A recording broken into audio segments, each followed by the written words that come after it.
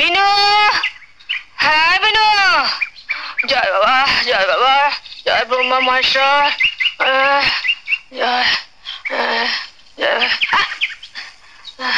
জয় দুর্গা লক্ষ্মী সরস্বতী, জয় জয় ভগবান দেবতা। আমায় ডাকছো? দেবতা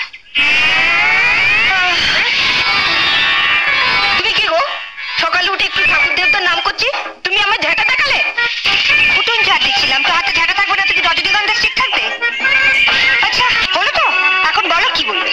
শুনলে তোমার বোনের কথা? শুনলে?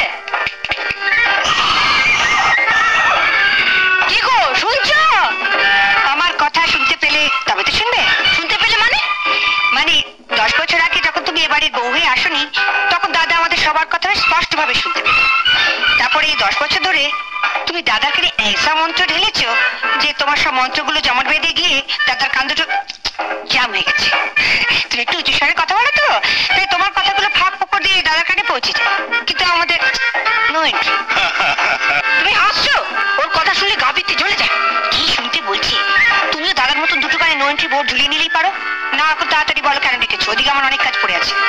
আগে মশারি তুলে বিছানাপত্র ঝেড়ে তারপর ঘর ঝাড় দিয়ে তারপর আমার জন্য 1 কাপ গরম চা, একটু আদা দিস।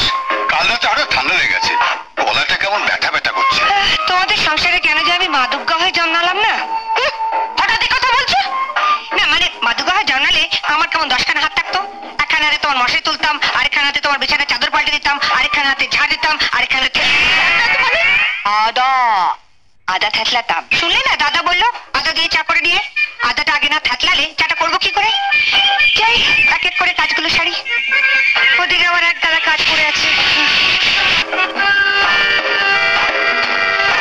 তো আগে থেতলাবো না ঝাঁটাবো? ঝাঁটাবে মানে? মানে আগে উঠোটা ঝাঁটিয়ে দেবো না দাদার জন্য আদা থেতলে চা করে আনবো? তোমার যা ইচ্ছে তাই করো, মেয়ে হয়েছে একখানা। আরে বরঞ্চ ঝাঁটাই।